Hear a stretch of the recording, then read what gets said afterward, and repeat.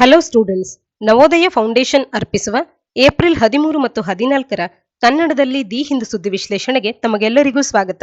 ಸಂಚಿಕೆಯ ಮೊದಲ article, no El Nino expected, it will be a normal monsoon ಅಂತ ಹೇಳಿ ಸ್ಕೈಮೆಟ್ನವರು ತಿಳಿಸ್ತಾ ಇರ್ತಕ್ಕಂಥದ್ದು. ಇದನ್ನ ಸಾಮಾನ್ಯ ಅಧ್ಯಯನ ಪತ್ರಿಕೆ 1ರ ಅಡಿಯಲ್ಲಿ important geophysical phenomena such as ಅರ್ಥ್ಕ್ವೇಕ್ಸ್, tsunami, volcanic activity, cyclone ಅನ್ನುವಂಥ ಪಠ್ಯಕ್ರಮದ ಅಡಿಯಲ್ಲಿ ಓದ್ಕೊಳ್ಬಹುದಾಗತ್ತೆ. ಈ ಬಾರಿಯ ಸೌತ್ ವೆಸ್ಟ್ ಮಾನ್ಸೂನ್ ಅನ್ನುವಂಥದ್ದು ಲೈಕ್ಲಿ ಟು ಬಿ ನಾರ್ಮಲ್, ಅಂದ್ರೆ ನಾರ್ಮಲ್ ಇರುವಂತ ಎಲ್ಲ ಮುನ್ಸೂಚನೆಗಳಿವೆ ಅನ್ನುವಂಥದ್ದನ್ನ ಸ್ಕೈಮೆಟ್ ಅನ್ನುವಂತ ವೆದರ್ ಫೋರ್ಕಾಸ್ಟಿಂಗ್ ಏಜೆನ್ಸಿ, ಒಂದು ಪ್ರೈವೇಟ್ ವೆದರ್ ಕಂಪನಿ ಒಂದು ಹೇಳ್ತಾ ಇರ್ತಕ್ಕಂಥದ್ದು. ಹಾಗೇನೆ ಆಗಸ್ಟ್ ಅನ್ನುವಂಥದ್ದು ಇಡೀ ವರ್ಷದಲ್ಲಿ ಸೆಕೆಂಡ್ ರೈನಿಯೆಸ್ಟ್ ಮಂತ್ ಆಗಿರುತ್ತೆ. ಅತಿ ಹೆಚ್ಚು ಮಳೆಯಾಗುವಂತ, ಎರಡನೇ ಅತಿ ಹೆಚ್ಚು ಮಳೆಯಾಗುವಂತ ತಿಂಗಳು ಯಾವುದು ಅಂದಾಗ ಆಗಸ್ಟ್. ಈ ರೀತಿ ಆಗಸ್ಟ್ ನಲ್ಲಿ ಮಳೆ ಸಬ್ಡ್ಯೂ ಆಗುತ್ತೆ, ಅಂದ್ರೆ ಕಡಿಮೆ ಆಗುತ್ತೆ. ಆದ್ರೂ ಕೂಡ ನಾರ್ಮಲ್ ಸೌತ್ ವೆಸ್ಟ್ ಮಾನ್ಸೂನಿನ ರೈನ್ಫಾಲ್ ಅನ್ನ ಈ ವರ್ಷ ಎಕ್ಸ್ಪೆಕ್ಟ್ ಮಾಡಬಹುದು. ಯಾವುದೇ ಎಲ್ನಿನೋ ಎಫೆಕ್ಟ್ ಅನ್ನುವಂಥದ್ದು ಇರೋದಿಲ್ಲ ಅಂತ ಹೇಳಿ ಸ್ಕೈಮೆಟ್ ತಿಳಿಸ್ತಾ ಇರ್ತಕ್ಕಂಥದನ್ನ ಆರ್ಟಿಕಲ್ ನಮಗೆ ತಿಳಿಸ್ತಾ ಇದೆ. ಹಾಗಾದ್ರೆ ನಾರ್ಮಲ್ ಅಂದ್ರೆ ಏನು ಅನ್ನುವಂಥದ್ದನ್ನ ಮೊದಲಿಗೆ ನಾವು ತಿಳ್ಕೊಳ್ಳೋಣ. ಸ್ಕೈಮೆಟ್ ನ ಪ್ರಕಾರ ಹಿಸ್ಟಾರಿಕಲ್ ಆವರೇಜ್ ಆಫ್ 88 ಸೆಂಟಿಮೀಟರ್ ನಷ್ಟು ಮಳೆ, ಅದರ 98% 4 ತಿಂಗಳಿಗೆ, ಅಂದ್ರೆ ಜೂನ್ ನಿಂದ ಸೆಪ್ಟೆಂಬರ್ನ ಈ ಸ್ಟ್ರೆಚ್ ನಲ್ಲಿ 88 ಸೆಂಟಿಮೀಟರ್ ನಷ್ಟು ಏನು ಹಿಸ್ಟಾರಿಕಲ್ ಆವರೇಜ್ ಇದೆ, ಐತಿಹಾಸಿಕವಾಗಿ ಇಂಥ ಒಂದು ಸರಾಸರಿಯನ್ನ ಉಳಿಸ್ಕೊಂಡಿದ್ದೇವೆ. ಈ ಒಂದು 88 ಸೆಂಟಿಮೀಟರಿನ 98% ಆದ್ರೂ ಕೂಡ ಅದನ್ನ ನಾರ್ಮಲ್ ಅಂತ ಹೇಳಿ ಕರೆಯುವಂಥದ್ದು. ಇಲ್ಲಿ ಯಾವುದೇ ಎಲ್ನಿನೋ ಎಫೆಕ್ಟ್ ಇರೋದಿಲ್ಲ ಅಂತ ಹೇಳಿ ತಿಳಿಸ್ತಿದ್ದಾರೆ. ಹಾಗೇನೆ ಕೆಲವೊಂದು ಫೈಂಡಿಂಗ್ಸ್ ಗಳನ್ನ ಕೂಡ ಇಲ್ಲಿ ನಾವು ಕಾಣಬಹುದು. ರಾಜಸ್ಥಾನ್, ಗುಜರಾತ್, ನಾಗಾಲ್ಯಾಂಡ್, ಮಣಿಪುರ್, ಮಿಜೋರಾಂ ಮತ್ತು ತ್ರಿಪುರ, ಇಲ್ಲಿ ರೈನ್ ಡೆಫಿಸಿಟ್ ಅನ್ನುವಂಥದ್ದು ಥ್ರೂಔಟ್ ದ ಸೀಸನ್ ಕಾಣಿಸುತ್ತೆ ಅನ್ನುವಂಥದ್ದನ್ನ ತಿಳಿಸಿದ್ದಾರೆ.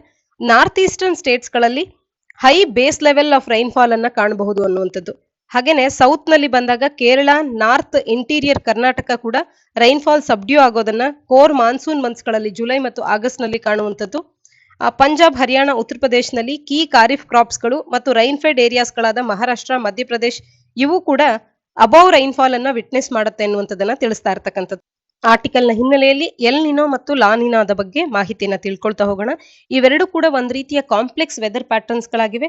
ಇವು ಓಷನ್ ಟೆಂಪರೇಚರ್ಸ್ ಗಳಲ್ಲಿ ಈಕ್ವೆಟೋರಿಯಲ್ ಪೆಸಿಫಿಕ್ ರೀಜನ್ ಅಲ್ಲಿ ಇರ್ತಕ್ಕಂಥ, ಈ ಈಕ್ವೆಟೋರಿಯಲ್ ಪೆಸಿಫಿಕ್ ರೀಜನ್ ಅಲ್ಲಿ ಇರ್ತಕ್ಕಂಥ ಓಷನ್ ಟೆಂಪರೇಚರ್ ಅನ್ನುವಂಥದ್ದು ವ್ಯತ್ಯಾಸ ಆಗೋ ಹಿನ್ನೆಲೆಯಲ್ಲಿ ಇವುಗಳನ್ನ, ಈ ಪ್ರೋಸೆಸ್ ಗಳನ್ನ ನಾವು ಕಾಣುವಂಥದ್ದು. ಈ ಎರಡೂ ಫೇಸಸ್ ಗಳು ಕೂಡ ಎಲ್ ನಿನೋ ಮತ್ತು ಲಾ ನಿನಾ ಅನ್ನುವಂಥದ್ದು ಒಂದಕ್ಕೊಂದು ಆಪೋಸಿಟ್ ಫೇಸಸ್ ಗಳಾಗಿರ್ತಕ್ಕಂಥದನ್ನ ನೆನಪಿಸ್ಕೊಳ್ಬಹುದು. El Nino southern oscillation, ENSO ಅನ್ನುವಂಥ ಪ್ರೋಸೆಸ್ ಪರೀಕ್ಷಾ ದೃಷ್ಟಿಯಿಂದ ಪ್ರಾಮುಖ್ಯತೆಯನ್ನು ಪಡ್ಕೊಳ್ಳುತ್ತೆ. ಇದ್ರ ಬಗ್ಗೆ ಡೀಟೇಲ್ ಆಗಿ ನೀವು ತಿಳ್ಕೊಂಡಿರ್ಬೇಕು. ಈ ಎನ್ಸೋ ಸೈಕಲ್ ಅನ್ನುವಂಥದ್ದು ಓಷನ್ ಮತ್ತು ಈಸ್ಟ್ ಸೆಂಟ್ರಲ್ ಈಕ್ವೆಟೋರಿಯಲ್ ಪೆಸಿಫಿಕ್ಕಿನ ಅಟ್ಮಾಸ್ಫಿಯರ್, ಈ ಎರಡರ ನಡುವಿನ ಟೆಂಪರೇಚರ್ ಅನ್ನುವಂಥದ್ದು ಫ್ಲಕ್ಚುಯೇಷನ್ ಆಗೋದನ್ನ ಡಿಸ್ಕ್ರೈಬ್ ಮಾಡ್ತಾ ಇರುತ್ತೆ. ಎಲ್ ನಿನೋ ಮತ್ತು ಲಾ ನಿನಾ ಎಪಿಸೋಡ್ಸ್ ಗಳು ಟಿಪಿಕಲಿ 9 ರಿಂದ 12 ತಿಂಗಳವರೆಗೂ ಕೂಡ ಇರುತ್ತೆ. ಕೆಲವು ಬಾರಿ ವರ್ಷವನ್ನ ಮೀರಿ ಕೂಡ ಆಗುವಂತದನ್ನ ಕಾಣಬಹುದು. ಎಲ್ ನಿನೋ ಅಂದ್ರೆ ಏನು ಅನ್ನುವಂಥದ್ದನ್ನ ಮೊದಲಿಗೆ ತಿಳ್ಕೊಳ್ಳೋದಾದ್ರೆ, ಇದು ಕ್ಲೈಮೇಟ್ ಪ್ಯಾಟರ್ನ್ ಆಗಿದ್ದು usually warming of surface waters ಗಳನ್ನ ಈಸ್ಟರ್ನ್ ಟ್ರಾಪಿಕಲ್ ಪೆಸಿಫಿಕ್ ಓಷನ್ ಅಲ್ಲಿ ಇದು ತಿಳಿಸುತ್ತೆ.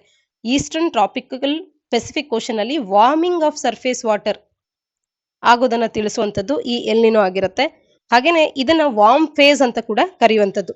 ಈ ಎನ್ಸೋದಲ್ಲಿ ವಾರ್ಮ್ ಫೇಸ್ ಯಾವುದು ಅಂತ ಅಂದ್ರೆ ಎಲ್ ನಿನೋ ಆಗಿರುತ್ತೆ. ಲಾ ನಿನಾ ಬಂದು ಕೋಲ್ಡ್ ಫೇಸ್ ಅಥವಾ ಕೂಲ್ ಫೇಸ್ ಅಂತ ಹೇಳಿ ಕರೆಯುವಂಥದ್ದು.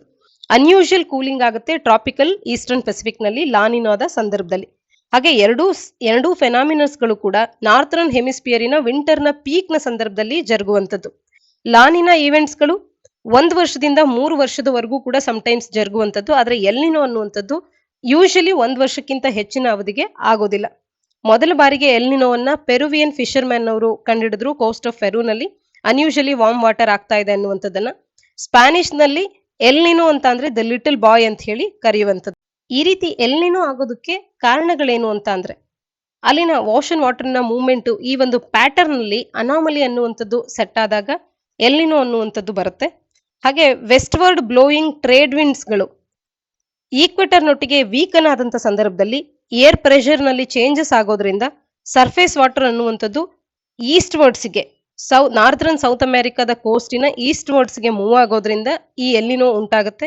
ಹಾಗೆ ಸೆಂಟ್ರಲ್ ಮತ್ತು ಈಸ್ಟರ್ನ್ ಪೆಸಿಫಿಕ್ ರೀಜನ್ ಅನ್ನುವಂಥದ್ದು 6 ಮಂತ್ಸ್ ಗಳವರೆಗೆ ಕೂಡ ವಾರ್ಮ್ ಅಪ್ ಆಗುವಂಥದ್ದು. ಇದರಿಂದಾಗಿ ಎಲ್ ನಿನೋ ಕಂಡೀಷನ್ ಅನ್ನುವಂಥದ್ದು ರಿಸಲ್ಟಿಂಗ್ ಆಗೋದನ್ನ ಕಾಣಬಹುದಾಗುತ್ತೆ. ಒಟ್ಟಾರೆ ಎಲ್ ನಿನೋ, ಲಾ ನಿನಾ ಈ ಎರಡೂ ಕೂಡ, ಎಲ್ ನಿನೋ ಅನ್ನುವಂಥದ್ದು ವಾರ್ಮಿಂಗ್ ಫೇಸ್, ಲಾ ನಿನಾ ಅನ್ನುವಂಥದ್ದು southern oscillation, El Nino southern oscillation ಭಾಗವಾಗಿರ್ತಕ್ಕಂಥದ್ದು. ಎಲ್ ನಿನೋ ಆದಂತ ಸಂದರ್ಭದಲ್ಲಿ ಇದು ಭಾರತಕ್ಕೆ ನೆಗೆಟಿವ್ ಪರಿಣಾಮವನ್ನು ಉಂಟು ಮಾಡುತ್ತೆ. ಅನ್ನುವಂಥದ್ದು ನಮಗೆ ನೆನಪಿರಲಿ. ಮುಂದಿನ article, India likely to miss years solar capacity target ಅನ್ನುವಂಥದ್ದು. 2022ರ ಭಾರತದ ಸೋಲಾರ್ ಕೆಪಾಸಿಟಿಯ ಟಾರ್ಗೆಟ್ ಅನ್ನ ಭಾರತ ಮಿಸ್ ಮಾಡಬಹುದು ಅನ್ನುವಂಥದ್ದನ್ನ ಆರ್ಟಿಕಲ್ ನಮಗೆ ತಿಳಿಸ್ತಾ ಇದೆ. ಇದನ್ನ ಸಾಮಾನ್ಯಾಧ್ಯಯನ ಪತ್ರಿಕೆ 3ರ ಅಡಿಯಲ್ಲಿ ಎನರ್ಜಿ ಕನ್ಸರ್ವೇಷನ್ ಅನ್ನುವಂಥ ಪಠ್ಯಕ್ರಮದ ಅಡಿಯಲ್ಲಿ ಓದ್ಕೊಳ್ಬಹುದಾಗುತ್ತೆ. ಮುಂದಿನ ಆರ್ಟಿಕಲ್ ಕೂಡ hits and Mrs India solar power energy targets ಅನ್ನುವಂಥದ್ದನ್ನ ತಿಳಿಸ್ತಾ ಇದೆ. ಹಾಗಾದ್ರೆ ಸೋಲಾರ್ ಪವರ್ ಜನರೇಷನ್ ಮತ್ತು ಸ್ಟೋರೇಜ್ ಅನ್ನುವಂಥದ್ದು ಇವತ್ತು ಭಾರತದಲ್ಲಿ ಎಷ್ಟರ ಮಟ್ಟಿಗೆ ಸಾಗಿದೆ ಅನ್ನುವಂಥದ್ದನ್ನ ತಿಳಿಸುವಂತ ಒಂದು ಆರ್ಟಿಕಲ್ ಇದಾಗಿದೆ.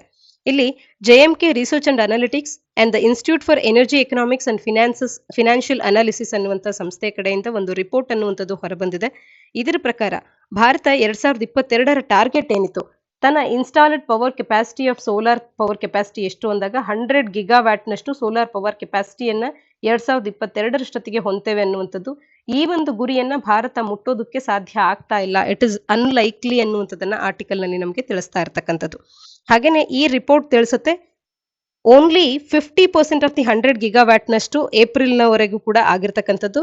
60 ಗಿಗಾವ್ಯಾಟ್ನಷ್ಟು ಯುಟಿಲಿಟಿ ಸ್ಕೇಲ್ನಲ್ಲಿ, ಹಾಗೆ 40 ಗಿಗಾವ್ಯಾಟ್ನಷ್ಟು ರೂಫ್ ಟಾಪ್ ಸೋಲಾರ್ ಕೆಪಾಸಿಟಿಯನ್ನ ಮೀಟ್ ಮಾಡಬೇಕಾಗಿತ್ತು.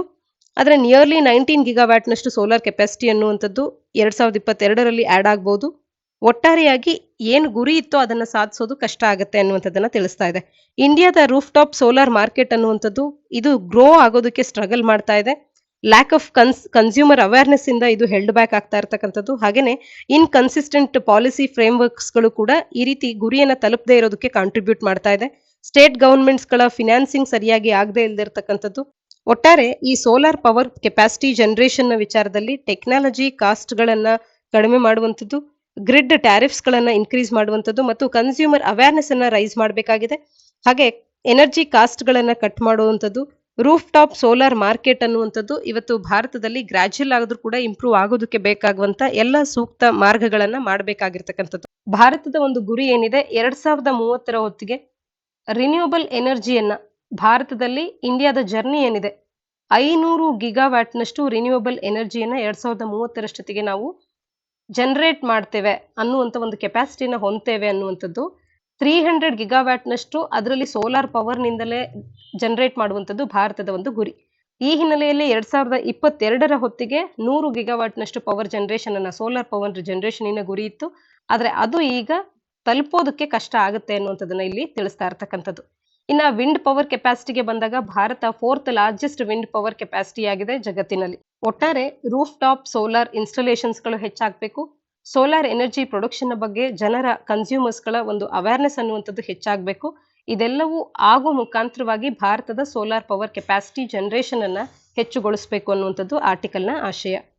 ಭಾರತದ 2022ನೇ ಸಾಲಿಗೆ ಇರ್ತಕ್ಕಂಥ ರಿನ್ಯೂಯಬಲ್ ಎನರ್ಜಿ ಟಾರ್ಗೆಟ್ಸ್ ಗಳನ್ನ ನಾವಿಲ್ಲಿ ಕಾಣಬಹುದಾಗುತ್ತೆ. ಸ್ಮಾಲ್ ಹೈಡಲ್ ಪ್ರಾಜೆಕ್ಟ್ಸ್ ಗಳಿಂದ 5 ಗಿಗಾವ್ಯಾಟ್ನಷ್ಟು, ಬಯೋಮ್ಯಾಸ್ ಇಂದ 100 ಗಿಗಾವ್ಯಾಟ್ನಷ್ಟು, ವಿಂಡ್ ನಿಂದ 60 ಗಿಗಾವ್ಯಾಟ್ನಷ್ಟು, ಹಾಗೆ ಸೋಲಾರ್ ಪವರ್ಸ್ ನಲ್ಲಿ 100 ಗಿಗಾವ್ಯಾಟ್ನಷ್ಟು ಗುರಿಯನ್ನ ಈ ವರ್ಷಕ್ಕೆ ಹೊಂದಿರತಕ್ಕಂಥದ್ದು. ಅದರಲ್ಲೂ ಕೂಡ ಸೋಲಾರ್ ನಲ್ಲಿ ultra mega park solar projects ಗಳಿಂದ 40 gigawatt, roof top solar projects ಗಳಿಂದ 40 ಗಿಗಾವ್ಯಾಟ್, ಹಾಗೆ ಯುಟಿಲಿಟಿ ಸ್ಕೇಲಾರ್ ಸೋಲಾರ್ ಪ್ರಾಜೆಕ್ಟ್ಸ್ ಗಳಿಂದ 20 ಗಿಗಾವ್ಯಾಟ್ನಷ್ಟು ಜನರೇಟ್ ಮಾಡಬೇಕು ಅನ್ನುವಂಥ ಗುರಿಯನ್ನ ಹೊಂದಿದ್ದು ಕೂಡ ಈ ಗುರಿಯನ್ನ ತಲುಪೋದು ಈಗ ಕಷ್ಟ ಆಗ್ತಾ ಇದೆ, ಅನ್ಲೈಕ್ಲಿ ಅನ್ನುವಂಥದ್ದನ್ನ ಆರ್ಟಿಕಲ್ ತಿಳಿಸ್ತಾ ಇರ್ತಕ್ಕಂಥದ್ದು. ಮುಂದಿನ article, India to grow at 8% ಅಂತ ಹೇಳಿ ವರ್ಲ್ಡ್ ಬ್ಯಾಂಕ್ ತಿಳಿಸ್ತಾ ಇರ್ತಕ್ಕಂಥದ್ದು. ಇದನ್ನ ಸಾಮಾನ್ಯ ಅಧ್ಯಯನ ಪತ್ರಿಕೆ 3ರ ಅಡಿಯಲ್ಲಿ Indian economy growth and development ಅನ್ನುವಂಥ ಪಠ್ಯಕ್ರಮದ ಅಡಿಯಲ್ಲಿ ಓದ್ಕೊಳ್ಬಹುದಾಗುತ್ತೆ. ಇಂಡಿಯಾದ ಪ್ರೊಜೆಕ್ಟೆಡ್ ಗ್ರೋತ್ ರೇಟ್ ಎಷ್ಟು ಕರೆಂಟ್ ಫಿಸ್ಕಲ್ ಇಯರ್ ಏಪ್ರಿಲ್ 1ರಿಂದ ಮಾರ್ಚ್ 31ಕ್ಕೆ ಈ ವರ್ಷ ಪ್ರಾರಂಭ ಆಗಿರ್ತಕ್ಕಂಥದ್ರ ಒಂದು ಪ್ರೊಜೆಕ್ಟೆಡ್ ಗ್ರೋತ್ ರೇಟ್ ಅಂದಾಗ 8% ಅಂತ ಹೇಳಿ ವರ್ಲ್ಡ್ ಬ್ಯಾಂಕ್ ಇಲ್ಲಿ ತಿಳಿಸ್ತಾ ಇರ್ತಕ್ಕಂಥದ್ದು. ಹಾಗೆ 2023-24ರ ಫಿಸ್ಕಲ್ ಇಯರ್ಗೆ 7.1% ನಷ್ಟು ಗ್ರೋತ್ ರೇಟ್ ಅನ್ನ ಇಲ್ಲಿ ವರ್ಲ್ಡ್ ಬ್ಯಾಂಕ್ ಎಕ್ಸ್ಪೆಕ್ಟ್ ಮಾಡ್ತಾ ಇದೆ ಭಾರತದ ಒಂದು ವಿಚಾರದಲ್ಲಿ. ವರ್ಲ್ಡ್ ಬ್ಯಾಂಕಿನ biannual South Asia economic focus reshaping norms a new way forward ಅನ್ನುವಂಥದ್ದನ್ನ ರಿಲೀಸ್ ಮಾಡಿದೆ ವರ್ಲ್ಡ್ ಬ್ಯಾಂಕ್. ಇದರ ಪ್ರಕಾರ ಭಾರತದ 2022-23ನೇ ಆರ್ಥಿಕ ವರ್ಷದ ಗ್ರೋತ್ ರೇಟ್ ಅನ್ನುವಂಥದ್ದು, ಬೆಳವಣಿಗೆ ದರ GDP ಗ್ರೋತ್ ರೇಟ್ ಅನ್ನುವಂಥದ್ದು 8% ಇರಲಿದೆ ಅನ್ನುವಂಥದ್ದನ್ನ ತೋರಿಸ್ತಾ ಇರ್ತಕ್ಕಂಥದ್ದು. ಇದು ಬೇರೆ ರಾಷ್ಟ್ರಗಳಿಗೆ ನಾವು ನೋಡಿದಾಗ ಅದಕ್ಕಿಂತಲೂ ಹೆಚ್ಚಿನದಾಗಿದೆ ಅನ್ನುವಂಥದ್ದು ಇಲ್ಲಿರ್ತಕ್ಕಂಥ ಒಂದು ಇಂಪಾರ್ಟೆಂಟ್ ಅಂಶ. ಇಲ್ಲಿ ನಾವು ತಿಳ್ಕೊಳ್ಬೇಕಾಗಿರ್ತಕ್ಕಂಥದ್ದು, ಕರೆಂಟ್ಲಿ ವರ್ಲ್ಡ್ ಬ್ಯಾಂಕ್ ಮತ್ತು IMF ಅನ್ನುವಂಥದ್ದು ಈ ವರ್ಷದ ಒಂದು ಪ್ರೊಜೆಕ್ಷನ್ಸ್ ಗಳನ್ನ ನೀಡ್ತಾ ಇದ್ರೆ ಕರೆಂಟ್ ಲಾಸ್ಟ್ ಇಯರ್ನ ಬಗ್ಗೆ ನೀಡಿರ್ತಕ್ಕಂಥ ಪ್ರೊಜೆಕ್ಷನ್ಸ್ಗಳನ್ನು ಸರಿಪಡಿಸಿಕೊಂಡು ತನ್ನ ರಿಪೋರ್ಟ್ಸ್ಗಳಲ್ಲಿ ಮುಂದೆ ಏನಾದರೂ ತಿಳಿಸ್ತಾ ಇದ್ರೆ ಅಪ್ಡೇಟೆಡ್ ಫಿಗರ್ನ ಬಗ್ಗೆ ನಮಗೆ ಮಾಹಿತಿ ಇರಬೇಕು. ಯಾಕೆಂದ್ರೆ ಇದನ್ನ ನೇರವಾಗಿ ಈಗಾಗಲೇ ಕೆಪಿಎಸ್ಸಿಯ ಕೆಲವು ಪರೀಕ್ಷೆಗಳಲ್ಲಿ IMFನ ಪ್ರಕಾರ 2022-23ನೇ ಆರ್ಥಿಕ ವರ್ಷದ ಭಾರತದ ಗ್ರೋತ್ ರೇಟಿನ ಪ್ರೊಜೆಕ್ಷನ್ ಎಷ್ಟು ಅಂತ ಹೇಳಿ ನೇರವಾಗಿ ಕೇಳಿರ್ತಕ್ಕಂಥ ಉದಾಹರಣೆಗಳಿವೆ. ಇದೇ ರೀತಿ ವರ್ಲ್ಡ್ ಬ್ಯಾಂಕಿನ ಪ್ರಕಾರವಾಗಿ ಎಷ್ಟು ಆರ್ಥಿಕ ಗ್ರೋತ್ ಅನ್ನ ಎಕ್ಸ್ಪೆಕ್ಟ್ ಮಾಡ್ತಿದೆ ಅಂತ ಹೇಳಿ, ಬೆಳವಣಿಗೆ ದರವನ್ನ ಎಕ್ಸ್ಪೆಕ್ಟ್ ಮಾಡ್ತಿದೆ ಅಂತ ಹೇಳಿ ಕೂಡ ಕೇಳಬಹುದು. ಅದು 22-23ನೇ ಸಾಲಿಗೆ ಆಗ್ಬಹುದು, 23-24ನೇ ಸಾಲಿಗೂ ಕೂಡ ಆಗಬಹುದು. ಈ ರೀತಿ ಡೇಟಾ ಅಥವಾ ಫ್ಯಾಕ್ಟ್ಸ್ಗಳು ಕೆಪಿಎಸ್ಸಿಯ ಪರೀಕ್ಷೆಗಳಿಗೆ ನಮಗೆ ನೆನಪಿರಬೇಕು. ಹಾಗೆ UPSCಯ ಮುಖ್ಯ ಪರೀಕ್ಷೆಯನ್ನು ಬರೆಯುವಾಗ, ಕೆಪಿಎಸ್ಸಿಯ ಮುಖ್ಯ ಪರೀಕ್ಷೆಗಳನ್ನು ಬರೆಯುವಾಗ ಈ ಡೇಟಾಗಳು ನಮಗೆ ಬಹಳ ಉಪಯುಕ್ತವಾಗುತ್ತೆ. ಮುಂದಿನ article cardless cash withdrawals at ATMs ಅನ್ನುವಂಥದ್ದು. ಇದನ್ನ ಸಾಮಾನ್ಯ ಅಧ್ಯಯನ ಪತ್ರಿಕೆ 3ರ ಅಡಿಯಲ್ಲಿ ಬ್ಯಾಂಕಿಂಗ್ ಸೆಕ್ಟರ್ ಅಂಡ್ NBFCs ಅನ್ನುವಂಥ ಪಠ್ಯಕ್ರಮದ ಅಡಿಯಲ್ಲಿ ಓದ್ಕೊಳ್ಬಹುದಾಗುತ್ತೆ. ಇತ್ತೀಚೆಗೆ RBI ರಿಸರ್ವ್ ಬ್ಯಾಂಕ್ ಆಫ್ ಇಂಡಿಯಾದವರು ಕಾರ್ಡ್ಲೆಸ್ ಕ್ಯಾಶ್ ವಿಡ್ರಾವಲ್ಸ್ ಗಳನ್ನ ಭಾರತದಾದ್ಯಂತ ಎಲ್ಲ ATMs ಗಳಲ್ಲಿ ಮಾಡೋದಕ್ಕೆ, ಇದರಿಂದಾಗಿ ಕನ್ಸ್ಯೂಮರ್ಸ್ ಗಳನ್ನ ಯೂನಿಫೈಡ್ ಪೇಮೆಂಟ್ ಇಂಟರ್ಫೇಸ್ UPI ಅನ್ನ ಬಳಕೆ ಮಾಡಿಕೊಂಡು ಅವರ ಸ್ಮಾರ್ಟ್ ಫೋನ್ಸ್ ಗಳಲ್ಲಿನ UPI ಅನ್ನ ಬಳಕೆ ಮಾಡಿಕೊಂಡು ಆಟೋಮ್ಯಾಟಿಕ್ ಟೆಲ್ಲರ್ ಮೆಷಿನ್ಸ್ ಗಳಿಂದ ಕ್ಯಾಶ್ ಅನ್ನ ವಿಡ್ರಾ ಮಾಡೋದ್ರ ಬಗ್ಗೆ RBI ಅನೌನ್ಸ್ ಮಾಡಿರ್ತಕ್ಕಂಥದ್ದನ್ನ ತಿಳಿಸ್ತಾ ಇರ್ತಕ್ಕಂಥದ್ದಂದ್ರೆ ವಿತೌಟ್ ATM ಕಾರ್ಡ್ಸ್ಗಳು, ATM ಕಾರ್ಡ್ಸ್ ಇಲ್ಲದೆ ಸ್ಮಾರ್ಟ್ ಫೋನ್ಸ್ ಗಳನ್ನ ಬಳಕೆ ಮಾಡಿಕೊಂಡು ಅಲ್ಲಿರುವಂತ UPI ನ ಮುಖಾಂತರವಾಗಿ ATM ಮಷಿನ್ಸ್ ನಲ್ಲಿ ಹಣವನ್ನ ಹೊರತೆಗೆಯುವಂಥದ್ದು. ಈ ಒಂದು ಸ್ಟೆಪ್ ಅನ್ನುವಂಥದ್ದು ಯಾಕೆ ಮಹತ್ವವನ್ನು ಪಡ್ಕೊಳ್ಳುತ್ತೆ, ಈ ರೀತಿ ಮಾಡುವಂತ ಅವಶ್ಯಕತೆ ಏನಿತ್ತು ಅಂತ ಅಂದ್ರೆ ಕ್ಯಾಶ್ ವಿತ್ಡ್ರಾವಲ್ಗೆ ಇರ್ತಕ್ಕಂಥ ಒಂದು ಭದ್ರತೆಯನ್ನ ಎನ್ಶೋರ್ ಮಾಡುತ್ತೆ ಅಥವಾ ಎನ್ಹಾನ್ಸ್ ಮಾಡುತ್ತೆ. ಫ್ರಾಡ್ಸ್ಗಳು, ಕಾರ್ಡ್ ಸ್ಕಿಮ್ಮಿಂಗ್ ಆಗಿರ್ಬೋದು, ಕಾರ್ಡ್ ಕ್ಲೋನಿಂಗ್ ಆಗಿರ್ಬೋದು, ಈ ರೀತಿ ಫ್ರಾಡ್ಗಳು ತಡೆಯದಂತೆ ನೋಡ್ಕೊಳ್ಳುವಂತ ಒಂದು ಹಂತ. ಹಾಗೇನೆ ಕ್ಯಾಶ್ ಅನ್ನ ಯಾವುದೇ ATM ಇಂದನೂ ಕೂಡ ಯೂಸರ್ಸ್ಗಳು, ಬಳಕೆದಾರರು ಇದನ್ನ ಪಡ್ಕೊಳ್ಬಹುದಾಗುತ್ತೆ. ಅದೇ ಬ್ಯಾಂಕಿನ ಕಾರ್ಡ್ ಅನ್ನ ತರಬೇಕು, ಈ ರೀತಿಯ ಒಂದು ರಿಸ್ಟ್ರಿಕ್ಷನ್ಸ್ ಅನ್ನುವಂಥದ್ದು ಇರೋದಿಲ್ಲ. ಹಾಗೇನೆ ಮೋರ್ ಪ್ಲೇಯರ್ಸ್ ಗಳನ್ನ ಪೇಮೆಂಟ್ ಎಕೋಸಿಸ್ಟಮ್ಗೆ ಇದು ಇನ್ವೈಟ್ ಮಾಡುವಂತದ್ದು ಕೂಡ ಆಗಿರುತ್ತೆ. ಹಾಗಾಗಿ ಫರ್ದರ್ ಕಸ್ಟಮರ್ಸ್ ಗಳ ಪ್ರಾಬ್ಲಮ್ ಅನ್ನುವಂಥದ್ದು ಈಸಿಯಾಗಿ ಸಾಲ್ವ್ ಆಗುತ್ತೆ. ಇದಕ್ಕೆ ಅಂತ ಸಾಕಷ್ಟು ಮೆಥಡ್ಸ್ ಗಳು ಇನೋವೇಟ್ ಆಗುತ್ತೆ. ಆರ್ಟಿಕಲ್ ನ ಹಿನ್ನೆಲೆಯಲ್ಲಿ ನಾವು ಕಾರ್ಡ್ಲೆಸ್ ಕ್ಯಾಶ್ ವಿಡ್ರಾವಲ್ ಫೀಚರ್ ಇರ್ತಕ್ಕಂಥ ಚಾಲೆಂಜಸ್ ಗಳೇನು ಅನ್ನುವಂಥದ್ದನ್ನ ಕೂಡ ನಾವು ತಿಳ್ಕೊಳ್ಳೋಣ. ಕ್ಯಾಶ್ ವಿಡ್ರಾವಲಿನ ಮೇಲಿರ್ತಕ್ಕಂಥ ಲಿಮಿಟೇಷನ್ಸ್ ಗಳು. ಕರೆಂಟ್ಲಿ ICICI ಬ್ಯಾಂಕ್ ಆಗಿರ್ಬೋದು, ಕೋಟಕ್ ಮಹೀಂದ್ರಾ ಬ್ಯಾಂಕ್ ಆಗಿರ್ಬೋದು, HDFC ಬ್ಯಾಂಕ್, SBI ಅನ್ನುವಂಥದ್ದು ಕಾರ್ಡ್ಲೆಸ್ ಕ್ಯಾಶ್ ವಿಡ್ರಾವಲ್ಸ್ ಗಳನ್ನ ಈಗಾಗಲೇ ತಮ್ಮ ಬಳಕೆದಾರರಿಗೆ ಅವು ಅಲೋ ಮಾಡ್ತಿವೆ. ಆದ್ರೆ ಈ ಒಂದು ಫೀಚರ್ ಅನ್ನ ಆಕ್ಸೆಸ್ ಮಾಡುವಂಥದ್ದು ಸರ್ಟನ್ ವಿಡ್ರಾವಲ್ ಲಿಮಿಟ್ಸ್ ಗಳನ್ನ ಕೂಡ ಇದು ಹೊಂದಿರೋದ್ರಿಂದ ಒಂದಷ್ಟು ಪ್ರೋಸೆಸ್ ಅನ್ನುವಂಥದ್ದು ಕಂಬರ್ಸಮ್ ಆಗಿರ್ತಕ್ಕಂಥದ್ದು. ಹಾಗೆ ಟ್ರಾನ್ಸಾಕ್ಷನ್ ಅನ್ನುವಂಥದ್ದು ಇಟ್ ಇಸ್ ಬೀಯಿಂಗ್ ಚಾರ್ಜ್ಡ್, ಅದು ಒಂದು ಸಮಸ್ಯೆ ಆಗ್ತಾ ಇದೆ. ಕ್ಯಾಶ್ ವಿಡ್ರಾವಲ್ ನಲ್ಲಿ ಇರ್ತಕ್ಕಂಥ ಲಿಮಿಟೇಷನ್ ಒಂದು ಸಮಸ್ಯೆ ಆಗ್ತಾ ಇದೆ. ಹಾಗೆ ಈ ಒಂದು ಫೀಚರಿನ ಸ್ಕೇಲಬಿಲಿಟಿ ಅನ್ನುವಂಥದ್ದು ಕೂಡ, ಇದನ್ನ ಕ್ವಿಕ್ಲಿ ರೋಲ್ ಔಟ್ ಮಾಡೋದಕ್ಕೆ ಬ್ಯಾಂಕ್ಸ್ ಗಳು ಎಷ್ಟು ಸನ್ನದ್ಧವಾಗಿವೆ, ಇವೆಲ್ಲವೂ ಕೂಡ ಒಂದು ಸಮಸ್ಯೆ ಆಗ್ತದೆ. ಇನ್ನು ಸೆಕ್ಯೂರಿಟಿ ರಿಲೇಟೆಡ್ ಇಶ್ಯೂ ಅನ್ನ ಕೂಡ ಇಲ್ಲೂ ಕೂಡ ನಾವು ಗಮನಿಸಬಹುದು. ಕಾರ್ಡ್ಲೆಸ್ ವಿಡ್ರಾವಲ್ ನಲ್ಲಿ security vulnerability of a card ಅನ್ನುವಂಥದ್ದು ಮಿನಿಮೈಸ್ ಆಗುತ್ತೆ. ಆದ್ರೆ ಈ ಒಂದು ರಿಸ್ಕ್ ಅನ್ನುವಂಥದ್ದು ಕಾರ್ಡ್ ನ ವಿಚಾರದಲ್ಲಿ ಮಿನಿಮೈಸ್ ಆದ್ರೂ ಕೂಡ ಮೊಬೈಲ್ ಎನೇಬಲ್ಡ್ ಫೀಚರ್ಗೆ ಈ ರಿಸ್ಕ್ ಅನ್ನುವಂಥದ್ದು ಟ್ರಾನ್ಸ್ಫರ್ ಆಗ್ತಾ ಇದೆ. ಹಾಗಾಗಿ ಮೊಬೈಲ್ ಅನ್ನುವಂಥದ್ದು ಈಗ ಈ ಟ್ರಾನ್ಸಾಕ್ಷನ್ಸ್ ಗಳ ಎಪಿ ಸೆಂಟರ್ ಆಗೋದ್ರಿಂದ ಫ್ರಾಡ್ಸ್ಟರ್ಸ್ ಗಳಿಗೆ ಮೊಬೈಲ್ ಮುಂದಿನ ಟಾರ್ಗೆಟ್ ಕೂಡ ಆಗುವಂಥದ್ದು. ಈ ರೀತಿ ಇದು ಕೂಡ ತನ್ನದೇ ಆದಂತ ಸಮಸ್ಯೆಗಳನ್ನ ಹೊಂದಿದೆ. ಹಾಗಾದ್ರೆ ಡೆಬಿಟ್ ಕಾರ್ಡ್ಸ್ ಗಳ ಫ್ಯೂಚರ್ ಏನು? ಈ ರೀತಿ ಕಾರ್ಡ್ ಅನ್ನ ನಾವು ಬಳಕೆನೆ ಮಾಡ್ಕೊಳ್ಳದೆ ATM ಇಂದ ಹಣ ತೆಗೆಯೋದೇ ಆದ್ರೆ ಈ ಕಾರ್ಡ್ಸ್ ಗಳ ಮುಂದಿನ ಭವಿಷ್ಯ ಏನು ಅನ್ನೋದಾದ್ರೆ, ಕಾರ್ಡ್ಸ್ ಗಳನ್ನ ಇಶ್ಯೂ ಮಾಡೋದನ್ನ ಸ್ಟಾಪ್ ಮಾಡೋದಿಲ್ಲ. ಯಾಕೆಂದ್ರೆ ಕಾರ್ಡಿಗೆ ಕೇವಲ ATM ಇಂದ ಹಣ ತೆಗೆಯೋದು ಅಷ್ಟೇ ಅಲ್ಲದೆ ಬೇರೆ ಬೇರೆ ಯುಟಿಲಿಟೀಸ್ ಗಳನ್ನ ಬಿಯಾಂಡ್ ಕ್ಯಾಶ್ ವಿಡ್ರಾವಲ್ಸ್ ಇದು ಹೊಂದಿರತಕ್ಕಂಥದ್ದು. ಉದಾಹರಣೆಗೆ ರೆಸ್ಟೋರೆಂಟ್ಸ್ ಗಳಲ್ಲಿ ಬಳಕೆ ಮಾಡ್ತೇವೆ, ಶಾಪ್ಸ್ ಗಳಲ್ಲಿ ಬಳಕೆ ಮಾಡ್ತೇವೆ, ಫಾರಿನ್ ಕಂಟ್ರೀಸ್ ಗಳಲ್ಲಿ ಪೇಮೆಂಟ್ಸ್ ಗೆ ಅಂತ ಹೇಳಿ ಬಳಕೆ ಮಾಡ್ತೇವೆ. ಹಾಗಾಗಿ ಕಾರ್ಡ್ಸ್ ಗಳು ಇನ್ನು ಮುಂದೆ ಕೂಡ ಇಶ್ಯೂ ಅನ್ನುವಂಥದ್ದು ಆಗ್ತಾ ಇರುತ್ತೆ. ಡೆಬಿಟ್ ಕಾರ್ಡ್ ಅನ್ನುವಂಥದ್ದು ವೆರಿ ಎವಾಲ್ಡ್ ಫಿನಾನ್ಷಿಯಲ್ ಪ್ರಾಡಕ್ಟ್ ಆಗಿದ್ದು ಇದು ಸಾಕಷ್ಟು ಇಟರೇಷನ್ಸ್ ಗಳಿಗೆ ಒಳಪಟ್ಟು ಕೂಡ ಇವತ್ತು ಗ್ರೋತ್ ಆಗಿದೆ. ಹಾಗಾಗಿ ಇದಾಗಲೇ ಕರೆಂಟ್ ಪರ್ಫೆಕ್ಷನ್ ಅನ್ನುವಂಥದ್ದನ್ನ ರೀಚ್ ಆಗಿರೋದ್ರಿಂದ ಅಷ್ಟು ಈಸಿಯಾಗಿ ಈ ಒಂದು ಇನ್ಸ್ಟ್ರೂಮೆಂಟ್ ಅನ್ನ ನಾವು ಬಿಡೋದಿಲ್ಲ, ಬಳಕೆ ಮಾಡ್ತೇವೆ ಅನ್ನುವಂಥದ್ದು. ಹಾಗೆ ಡೆಬಿಟ್ ಕಾರ್ಡ್ ಅನ್ನುವಂಥದ್ದು ಎಕಾನಮಿಯ ಬೇರೆ ಬೇರೆ ಸೆಕ್ಟರ್ಸ್ ಗಳಿಗೆ, ಸೆಗ್ಮೆಂಟ್ಸ್ ಗಳಿಗೆ ಸರ್ವ್ ಆಗುವಂಥದ್ದು ಕಂಟಿನ್ಯೂ ಆಗುತ್ತೆ ಅನ್ನುವಂಥದ್ದು. ಆರ್ಟಿಕಲ್ ನ ಹಿನ್ನೆಲೆಯಲ್ಲಿ UPI ಅನ್ನುವಂಥದ್ದು ಭಾರತದಲ್ಲಿ ಇವತ್ತು ಬಿಗ್ಗೆಸ್ಟ್ ಆಗಿದೆ. National payments corporation of India operated systems ಗಳ ಅಡಿಯಲ್ಲಿ UPI ಅನ್ನುವಂಥದ್ದು ಕರೆಂಟ್ಲಿ ಬಿಗ್ಗೆಸ್ಟ್ ಆಗಿರ್ತಕ್ಕಂಥದ್ದು. ಉದಾಹರಣೆಗೆ national automated clearing house NACH ಆಗಿರ್ಬೋದು, ಇಮಿಡಿಯೇಟ್ ಪೇಮೆಂಟ್ ಸರ್ವಿಸ್ ಅನ್ನುವಂಥದ್ದಾಗಿರ್ಬೋದು, ಆಧಾರ್ ಆಗಿರ್ಬೋದು, ಇವೆಲ್ಲವೂ ಇದ್ರೂ ಕೂಡ UPI ಅನ್ನುವಂಥದ್ದೇ ಬಿಗ್ಗೆಸ್ಟ್ ಆಗಿರ್ತಕ್ಕಂಥದ್ದನ್ನ ನೆನಪಿಸ್ಕೊಳ್ಬಹುದು. UPI ಅಂದ್ರೆ ಏನು ಅಂತ ಅಂದ್ರೆ ಇದೊಂದು ಸಿಸ್ಟಮ್ ಆಗಿದೆ. ಇಲ್ಲಿ ಮಲ್ಟಿಪಲ್ ಬ್ಯಾಂಕ್ ಅಕೌಂಟ್ಸ್ ಗಳನ್ನ ಸಿಂಗಲ್ ಮೊಬೈಲ್ ಅಪ್ಲಿಕೇಶನ್ಗೆ ಇದನ್ನ ಪವರ್ ಮಾಡಿ ಅಲ್ಲಿಂದ ನಾವು ಸಾಕಷ್ಟು ಬ್ಯಾಂಕ್ಸ್ ಗಳ ಫೀಚರ್ಸ್ ಗಳನ್ನ ಮರ್ಜ್ ಮಾಡಿ ಸೀಮ್ಲೆಸ್ ಆಗಿ ಫಂಡ್ ರೂಟಿಂಗ್ ಅನ್ನ, ಫಂಡ್ ಟ್ರಾನ್ಸ್ಫರ್ ಅನ್ನ, ಇವೆಲ್ಲವನ್ನ ಕೂಡ ಮಾಡಬಹುದಾಗಿರುತ್ತೆ. ಟಾಪ್ UPI ಆಪ್ಸ್ಗಳು ಭಾರತದಲ್ಲಿ ಇವತ್ತು ಯಾವ್ಯಾವು ಅನ್ನುವಂಥದ್ದನ್ನ ತಪ್ಪದೆ ನೀವು ಕಮೆಂಟ್ ಸೆಕ್ಷನ್ ಅಲ್ಲಿ ಕಮೆಂಟ್ ಮಾಡಿ ತಿಳಿಸಿ. ಆರ್ಟಿಕಲ್ನ ಹಿನ್ನೆಲೆಯಲ್ಲಿ ಹಿಂದಿನ ಸಾಲುಗಳ ಪ್ರಿಲಿಮ್ಸ್ ನಲ್ಲಿ ಕೇಳಿರ್ತಕ್ಕಂಥ ಒಂದು ಪ್ರಿಲಿಮ್ಸ್ ಪ್ರಶ್ನೆಯನ್ನ ನಾವಿಲ್ಲಿ ಡಿಸ್ಕಸ್ ಮಾಡೋಣ. ಕನ್ಸಿಡರ್ ದಿ ಫಾಲೋಯಿಂಗ್ ಸ್ಟೇಟ್ಮೆಂಟ್ಸ್ ಅಂತ ಹೇಳಿ 2017ರಲ್ಲಿ ಒಂದು ಪ್ರಶ್ನೆಯನ್ನ ಕೇಳಿದ್ದಾರೆ. ಮೊದಲ ವಾಕ್ಯ ತಿಳಿಸುತ್ತೆ, national payments corporation of India NPCI ಅನ್ನುವಂಥದ್ದು helps in promoting financial inclusion in the country ಅಂತ ಹೇಳಿ. ಹಾಗೆ ಎರಡನೇ ವಾಕ್ಯ ತಿಳಿಸ್ತಾ ಇದೆ, NPCI has launched RuPay a card payment scheme ಅನ್ನುವಂಥದ್ದು. ಎರಡರಲ್ಲಿ ಯಾವುದು ಸರಿಯಾದ ಸ್ಟೇಟ್ಮೆಂಟ್ ಅನ್ನುವಂಥದ್ದನ್ನ ಗುರುತಿಸಿ ನೀವು ಕಮೆಂಟ್ ಸೆಕ್ಷನ್ ಅಲ್ಲಿ ತಪ್ಪದೆ ಕಮೆಂಟ್ ಮಾಡಿ ತಿಳಿಸಿ. ಸರಿ ಉತ್ತರಗಳನ್ನ ಕಮೆಂಟ್ ಮಾಡುವವರ ಹೆಸರುಗಳನ್ನ ಮುಂದಿನ ವಿಡಿಯೋಸ್ಗಳಲ್ಲಿ ನಾವು ಅನೌನ್ಸ್ ಮಾಡ್ತೇವೆ. ಮುಂದಿನ article the process of electing India's president ಅನ್ನುವಂಥದ್ದು. ಇದನ್ನ ಸಾಮಾನ್ಯ ಅಧ್ಯಯನ ಪತ್ರಿಕೆ 2ರ ಅಡಿಯಲ್ಲಿ ಪಾರ್ಲಿಮೆಂಟ್, ಎಕ್ಸಿಕ್ಯೂಟಿವ್, ಫೆಡರಲಿಸಂ ಮತ್ತು ಎಲೆಕ್ಷನ್ಸ್ ಅನ್ನುವಂಥ ಪಠ್ಯಕ್ರಮದ ಅಡಿಯಲ್ಲಿ ಓದ್ಕೊಳ್ಬಹುದಾಗತ್ತೆ. ಭಾರತದ ರಾಷ್ಟ್ರಪತಿಯವರ ಟೆನ್ಯೂರ್ ಅನ್ನುವಂಥದ್ದು 2022ರ ಜುಲೈಗೆ ಅಂತ್ಯಗೊಳ್ಳಲಿದ್ದು, ಅದರ ಒಳಗಾಗಿಯೇ ಭಾರತದಲ್ಲಿ ರಾಷ್ಟ್ರಪತಿಯವರ ಆಯ್ಕೆ ಮಾಡುವಂತ ಎಲೆಕ್ಷನ್ಸ್ಗಳು ಜರುಗ್ತಾ ಇದೆ. ಈ ಹಿನ್ನೆಲೆಯಲ್ಲಿ ಯಾವ ರೀತಿಯಾಗಿ ಪ್ರೆಸಿಡೆಂಟ್ ಅನ್ನ ಆಯ್ಕೆ ಮಾಡಲಾಗುತ್ತೆ ಅನ್ನುವಂಥ ಪ್ರೋಸೆಸ್ನ ಬಗ್ಗೆ ಒಂದಷ್ಟು ಮಾಹಿತಿಯನ್ನ ತಿಳ್ಕೊಳ್ಳೋಣ.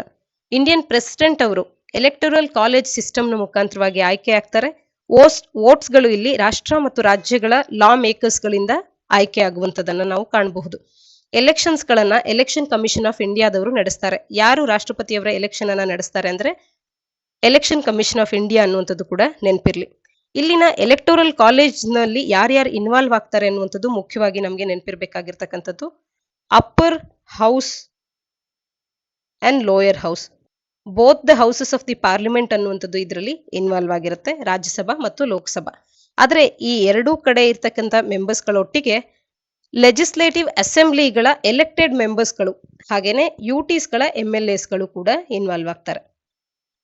ಭಾರತದ ಸಂಸತ್ತಿನ ಎರಡೂ ಸದನದ ಸದಸ್ಯರು ಮತ್ತು members of the legislative assemblies of states and union ಟೆರಿಟರೀಸ್ಗಳು ಕೂಡ ಇಲ್ಲಿ ಇನ್ವಾಲ್ವ್ ಆಗ್ತಾರೆ.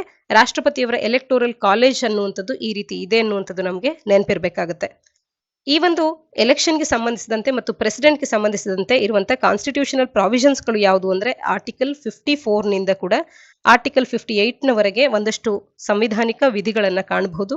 ಆರ್ಟಿಕಲ್ 54 ಅನ್ನುವಂಥದ್ದು ಪ್ರೆಸಿಡೆಂಟ್ನ ಎಲೆಕ್ಷನ್ನ ಬಗ್ಗೆ ಮಾತನಾಡುತ್ತೆ. Article 55 manner of election of ಪ್ರೆಸಿಡೆಂಟ್ನ ಬಗ್ಗೆ ಯಾವ ರೀತಿಯಾಗಿ ಮಾಡಬೇಕು ಅನ್ನುವಂಥದ್ರ ಬಗ್ಗೆ ಮಾತನಾಡುತ್ತೆ. ಆರ್ಟಿಕಲ್ 56 ಅನ್ನುವಂಥದ್ದು term of the election office of the ಪ್ರೆಸಿಡೆಂಟ್ನ ಬಗ್ಗೆ ಅವಧಿಯ ಬಗ್ಗೆ ತಿಳಿಸುತ್ತೆ. ಆರ್ಟಿಕಲ್ 57 ರೀ ಎಲೆಕ್ಷನ್ಗೆ ಇರ್ತಕ್ಕಂಥ ಎಲಿಜಿಬಿಲಿಟಿಯ ಬಗ್ಗೆ. ಆರ್ಟಿಕಲ್ 58 ಎಲೆಕ್ಷನ್ ಆಸ್ ಅ ಪ್ರೆಸಿಡೆಂಟ್ಗೆ ಬೇಕಾಗುವಂತ ಕ್ವಾಲಿಫಿಕೇಶನ್ಸ್ ಬಗ್ಗೆ ಮಾತನಾಡುತ್ತೆ.